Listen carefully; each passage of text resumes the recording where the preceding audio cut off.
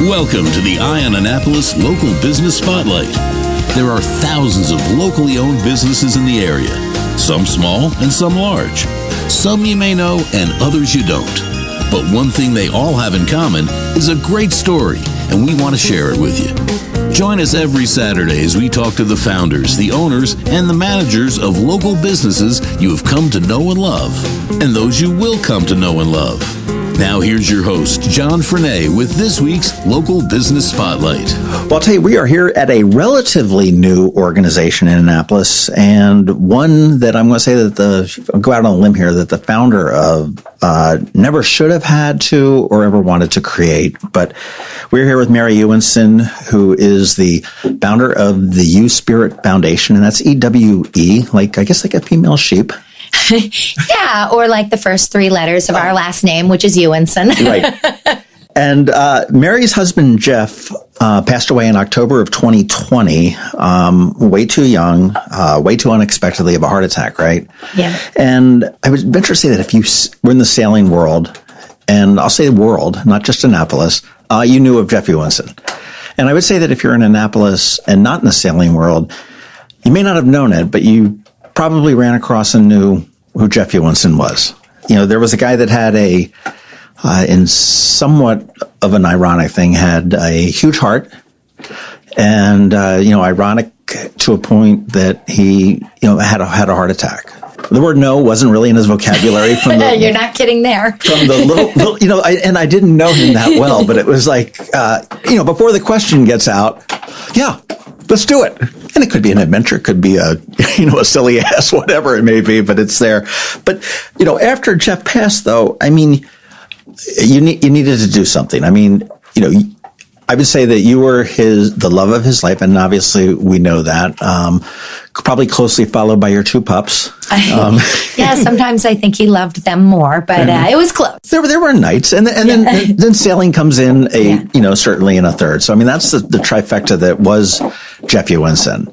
And why did we go and start the EWE Spirit Foundation? Well, Geoff was my everything. And when he died, the outpouring of love and sympathy was incredible. I mean, just incredible. The number of kind things people said and the number of kind things they did for me. And right from the very first moment when he collapsed, people just took care of me.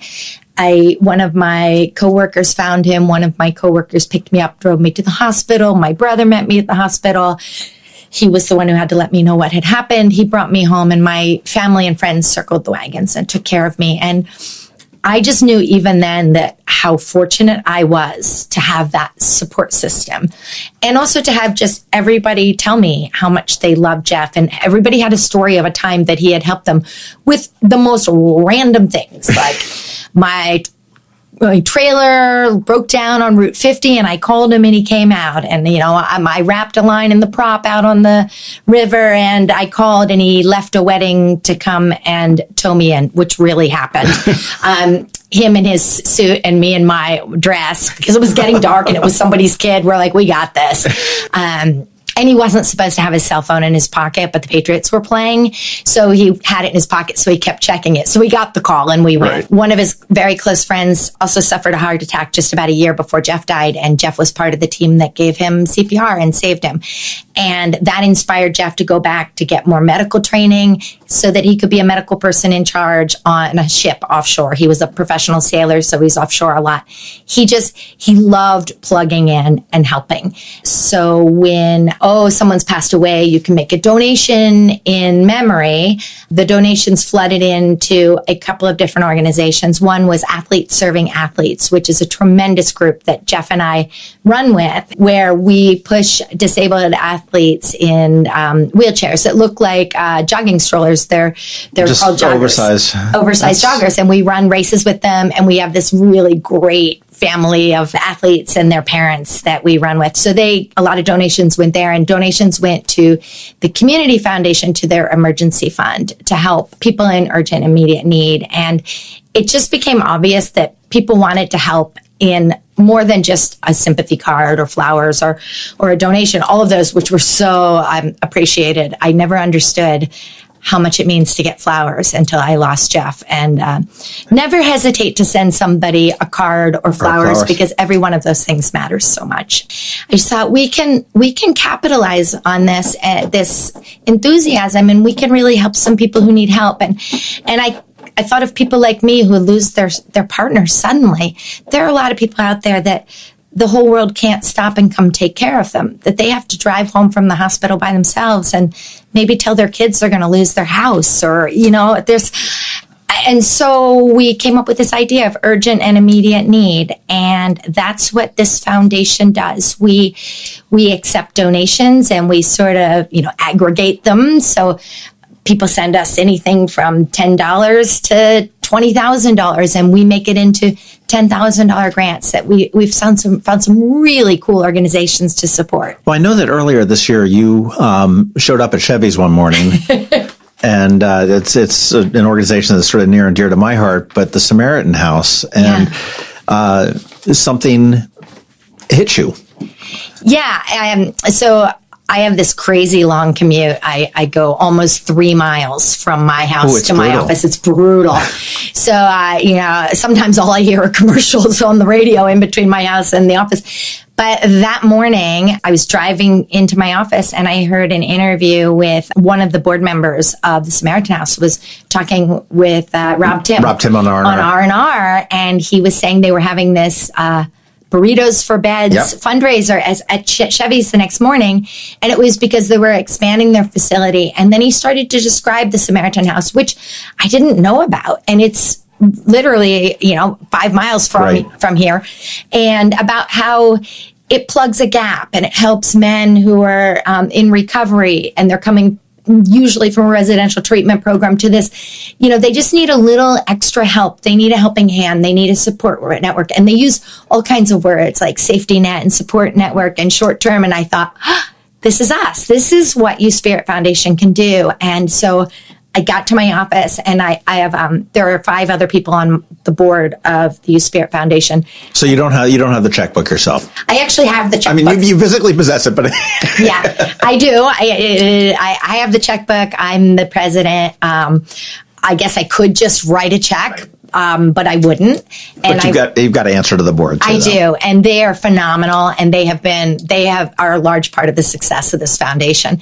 So I sent out an email, and by 6 o'clock the next morning, the last person had weighed in. He actually happened to be in Europe, saw the email, and said, "Go do it." So at 7, I showed up at Chevy's with a check for $10,000, and it just was so wonderful to be able to do that. Well, it's amazing because, I mean, you would think that with Geoff's background in sailing and certainly your background in sailing, I mean, you are the publisher and founder of Spin Sheet and Prop Talk and Fish Tales. Fish Talk. Every time we talk, I get that incorrectly. It's because I think that's a movie. I think there's a movie called that. Yeah. It could be. So, but I mean, sailing is definitely, in your genetics. Oh, yeah. And I'm somewhat surprised that the foundation is not focused on sailing. And I mean, because you talked about recovery here, and I know you've done any number of things. So it's not strictly focused on sailing causes, correct? No, in fact, we've not made any grants to any sailing causes. We are active in the sailing community. And as you said, Geoff and I, we're both sailors. We met sailing. Our family is lots and lots of sailors. He worked as a pro sailor. I work in the marine industry. And early on, a lot of people, said, well, let's do this thing in sailing, this thing in sailing. And what we're doing in sailing is we've written the 11 commandments of sailing like you, EWE. And the reason there are 11 is it comes from Spinal Tap, and we could do 10 commandments, except this one goes to 11. That's one more. And so we have the 11 commandments of sailing that really they speak to sportsmanship and inclusion and helping other people and safety. And that's the way Geoff sailed. He wasn't above losing his temper when something went wrong on the water, but he believed that if you got into it with someone on the water when you were racing against them, the first thing you did when you got on land was you went and shook their hand and said, "Hey, want to grab a beer?"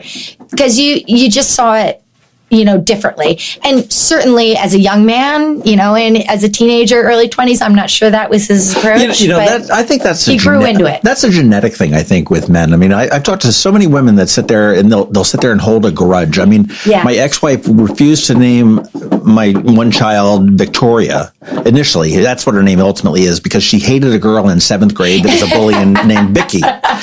The negotiation was that we would never call her Vicky. Right. And so that went through. But worked. I mean, I've talked to more women that say, how is it that guys can, be spitting mad at each other, maybe physically fighting, arguing, whatever it is, whatever name, hurtful thing you want to say, and then it's over and say, oh, want to go get a beer? Yeah. Well, I think it's the right way to be, and it's how we all should be. And certainly when you're in a competitive situation, and especially when you're in a competitive situation where you have big, heavy, expensive boats coming together, and there's a little bit of, perhaps danger to the boat, whatever, tempers run high. So he was really good about that, about not, and about encouraging new people into the sport and welcoming them. So we do that in the sailing community, and we've presented EWE Spirit Awards to individuals who've done something really special on the water. That award is usually a pair of red Vans, because Geoff wore Vans a lot. He wore red Vans a lot. So we've made that sort of the signature trophy for someone who's done something exceptionally you-minded. Jewish, exactly. Jewish. Neat. I think it's amazing that you've sort of woven all aspects of Geoff into this foundation as it's going on. I think that while I am the president of the foundation and I'm the one who called up these guys and said, let's make a foundation and let's do it, Geoff really built it because his last name was so long. He always just wrote EWE on everything, and he wrote it in a very stylized way, which you've now seen that logo. Well, that was one of my questions.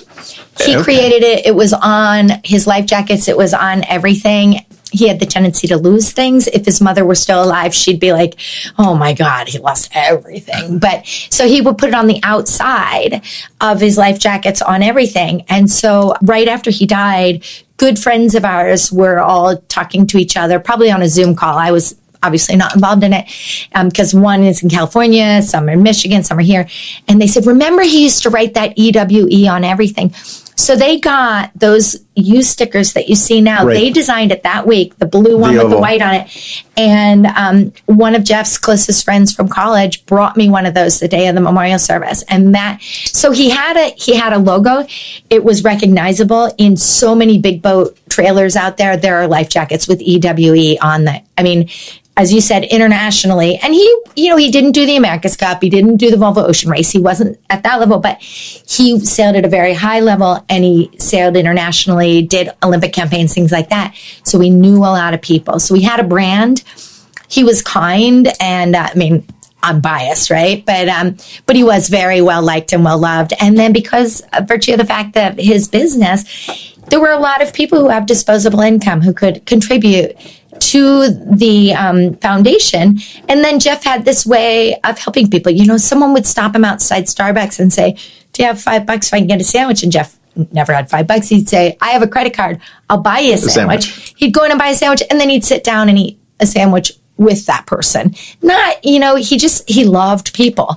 So he really made the blueprint for this foundation. I didn't. I'm just continuing what he kind of made it easy for you. Yeah. Well, it really ties into what the mission, and I grabbed it off of the website. It was the EWE Spirit Foundation's mission is to honor the legacy of Geoff by helping those facing immediate hardship, bridging financial and social and support gaps through mentorship, outreach, financial assistance, creating a kind world where everyone has the resources and opportunity to live with dignity, hope, and joy. You pretty much sum that all up, right? With a, hey, can you give me $5 for a sandwich? Yeah. There was an immediate need. There's let's sit down and let's bring some joy for, maybe this is for 20 minutes. Exactly. But it really changes the day certainly of the person that needed it. And yeah, and we've supported some really excellent organizations. The Starboard Society, which what they'll do is they'll help pay a car repair bill or a month of rent or a medical bill for someone. There was an organization down in Key West called Sister Season, and they help people in the service industry who may be out of, it happens a lot in Key West for things like hurricanes. A restaurant closes down for a couple of weeks and there's your income. You can't pay your mortgage. Well, during COVID, that's been horrific. We've organizations that deal with food insecurity. We have one called Mothers Helping Mothers in Sarasota, Florida, that is for new moms who don't have car seats, who don't have a crib for their baby. A lot of times I think of it as, if you've ever been on a boat and you're coming into the dock and you go to step from the boat to the dock and you can't quite reach, and you're either going to go splash or someone grabs your hand, like it's Geoff's hand and he's pulling you across. That's awesome. Yeah. That really, you need to be beaming for this. I mean, I hate that you're here. Yeah. And as you know, certainly I'd take him back 100 times out of 100. I know, dissolve. He was everything. But wow. Where do you see EWE Spirit Foundation going in the future? I mean, obviously you've come out like gangbusters in the last, nearly 2 years. Yeah. I mean, do you see growth for this, or is it going to be pretty much where we are? But I mean, I think it's kind of interesting that you're talking about all these organizations, as Geoff was a globetrotter per se. Yeah. But I mean, that are working, you said in Florida and Sarasota and in Key West and, certainly here in Annapolis and everywhere, which is great. Very intentionally, we've picked organizations that are in towns where there are big sailing regattas. And part of that is because Geoff got a lot of joy out of those communities, so we want to give back to those communities. But also because I feel that those individuals who can travel for sailing, they're not necessarily all wealthy people. Some of us, some of the people traveling for sailing are not wealthy at all, but they're fortunate. They're fortunate that they get to go either work at the regatta or sail in the regatta and go to these beautiful places. And, the regattas come in and they're there for a week or a few days or whatever it is, and then they head out. And if the EWE Spirit Foundation is there with them, then we leave a little something behind. And sure, all those people spend money in restaurants. It's all good for the economy and everything. Sure. But we help, in Miami, there is an organization, Voices for Children, and it's for kids who are in the court system, who are, who needs urgent and immediate help? Those kids. Yeah. And Martin Luther King Foundation, our community center in Newport. So we found a lot of cool organizations. I think what I'm hearing from some of the people that give to us is that they want to be philanthropic, but they don't have the time to go and research and find the right place for their money to make a difference. Or they feel that they are not going to be able to give away $20,000. So what's the point of giving 100? And then they see that, but we can take all those hundreds and make it 5,000 or 10,000 or 20,000 right, and really make a difference. So I am optimistic that, already we've granted $180,000. We expect to do another $30,000 this quarter. And I just want to keep growing it and making a difference. And we're fine tuning as we go. We're sort of figuring out Sure. where we're effective, what we can do, how we can fundraise. We do the regular mail out a letter appeal. We do emails, that stuff. But we've done some peer-to-peer fundraising through some a local EWE Spirit Cup regatta that the Sailing Club of the Chesapeake did. Well, that's what I was going to ask Yeah. you. Are you doing any kind of events? This seems like it would be prime to have, Right. like you mentioned the EWE Cup regatta. Yeah. EWE Spirit Cup regatta. But, Yep. that's in the works? Absolutely. So our first one, last spring, the Sailing Club of the Chesapeake hosted a regatta, and east of Maui hosted a stand-up paddleboard race that the foundation was a beneficiary of. And then some local regattas, the Screw Pile Regatta and CBYRA and the Power Squadron have made some donations in memory of Geoff, which are phenomenal. But then the southernmost regatta down in Key West, there had been Key West Race Week for years, and it had taken a hiatus, and the Sailing Inc. came and they created this southernmost regatta, and they made the EWE Spirit Foundation the beneficiary. And that was our first foray into peer-to-peer fundraising. And we also ran in the Key West Half Marathon and 5K. So basically, people signed up either to sail or run, and then they fundraised and made money. And so we made, I think it was close to $25,000 in that, and granted money back in Key West. And then the EWE Spirit Cup has grown, and we raised just about $20,000, and then the East Maui Sup race. So I think we're going to settle into probably 3 or 4 events a year doing that peer-to-peer fundraising. And yeah. That's fun. Well, how can we help you? I mean, we can go to ewespirit.org, and that's EWE Spirit.org. I know there's donate here buttons and everything else on there, but I mean, donations is the big thing, because I mean, you're resending this out and doing good for the communities. Yeah. Volunteer? Do you need volunteers for different events and merch sales? You know? Yeah, we do. We don't have a huge number of volunteer opportunities. We have a director of operations, Claire Ward, who is phenomenal, and she organizes everybody and everything that we do. Coming up, we'll have a booth at the Annapolis Sailboat Show, just inside the main gate. But one thing that is really helpful to us is, first, on the sailing side, anytime somebody hears about somebody doing the right thing or something really out of the ordinary, we want to know about it, because we want to celebrate that through our social media channels, because I like to call it catch people doing the right thing. Catch them. Don't catch somebody doing something wrong. There's tons of people who do that. Catch them doing something right. I just saw a DNR post yesterday on Facebook, and they were pulling over boats, and of course, you know, the parents are probably going, oh God. And they were giving the kids T-shirts saying, I got caught wearing my life vest. Love that. You know, and it was, then the kids were beaming and everything else. So, It's perfect. That is so very you. And Geoff always wears life jacket. He wore it because he loved me, because I love him, because I said it just didn't pass the headline test for him to drown while he was sailing offshore. Like, he had to wear a life jacket so he would come home safely to me. Goes to show how much good worrying does, you know. But so he was well known for wearing a life jacket. But yes, I love things like that.